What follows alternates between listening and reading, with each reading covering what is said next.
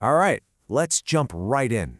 We're going to go way back in time, almost 3,000 years, to tell a story about a young king, a building that was falling apart, and a brilliant fix to a problem that sounds like it could be ripped from today's headlines. I mean, seriously, how do you fix a broken system? We ask this all the time, right? About governments, companies, you name it. Well, believe it or not, this ancient story is basically a masterclass in how to do it with transparency and smart project management. Okay, so let's set the scene.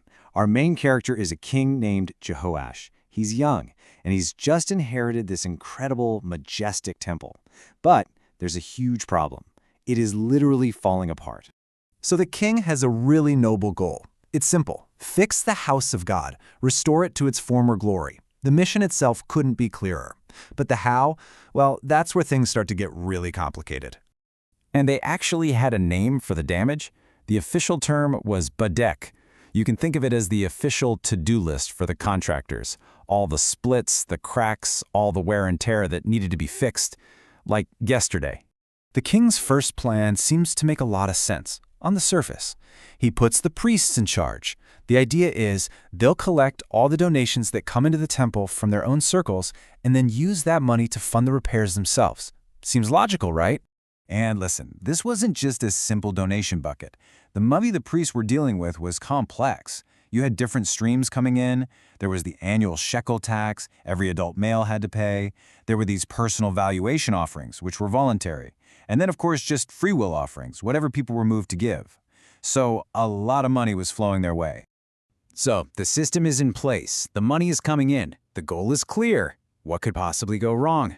Well, as it turns out, pretty much everything. 23 years. Just let that sink in for a minute. For more than 2 decades, this plan produced absolutely nothing. The money was being collected for sure, but the Badek, those cracks in the walls, were still there.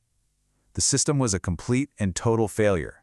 So finally, the king, who's now 30 years old, he's not a kid anymore, has had enough. He calls in the priests and asks them this point-blank, frustrated question. This is the moment everything comes to a head. And here's the crucial thing to understand. The problem wasn't a lack of money, and it wasn't a lack of a clear goal. The problem was the process. The system itself was broken. There was a huge gap between collecting the cash and actually getting the work done. So faced with this massive system failure, King Jehoash doesn't just try to tweak the old plan. No way. He throws the whole thing out and comes up with something completely new, something that was absolutely revolutionary for its time. And the solution is so simple, it's absolutely brilliant. He basically says, forget this complicated system where dozens of people are collecting money. We're going to have one spot, a single, central, secure chest. And the design was dead simple. A priest gets a wooden chest, cuts a hole in the lid, and places it right there next to the altar in the middle of the temple court where everybody could see it. It was public, it was simple, it was secure. They had just invented the world's first donation box. Now, the chest itself was just the first piece of the puzzle. What really made this whole thing work was the new workflow he created. It was transparent and it was direct.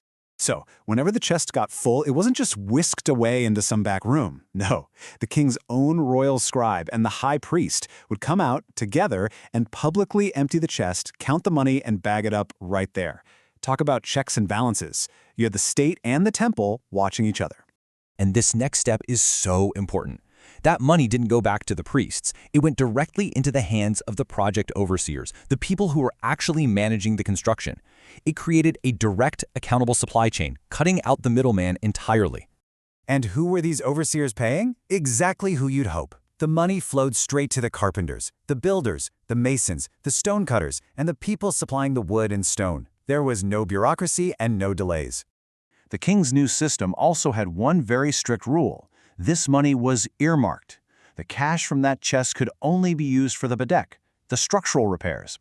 It wasn't to be spent on any fancy decorations like silver bowls or gold trumpets. The focus was absolute. And wouldn't you know it, the new system worked. The temple got repaired. But the most incredible result wasn't the newly fixed walls. It was the culture that this new system created. And this right here is probably the most stunning line in the whole story. It says, the system became so effective, so transparent, that they stopped keeping formal accounts on the foreman. Why? Because, and this is a direct quote, for they dealt honestly. I mean, just think about that. The king didn't just fix a logistics problem, he fixed a trust problem. By creating a process that was clear, direct, and public, he built a system where integrity was the default setting. Honesty wasn't just hoped for, it was the natural result of a well-designed system. Now, as a final little detail, it's interesting that this new rule was very specific. The text clarifies that other traditional funds, like money from guilt offerings, didn't go into the chest. Those still went straight to the priests for their own use, just as they always had. This was a laser-focused solution for a very specific problem. And all of this leaves us with a pretty big thought. This 3,000-year-old story is a powerful lesson. It tells us that if you want people to be honest and efficient, maybe the first step isn't just to ask them to be better people. Maybe the first step is to build a better, more transparent chest, a system that makes doing the right thing the easiest choice. So you have to wonder, what broken systems in our world today are just waiting for a simple, honest box?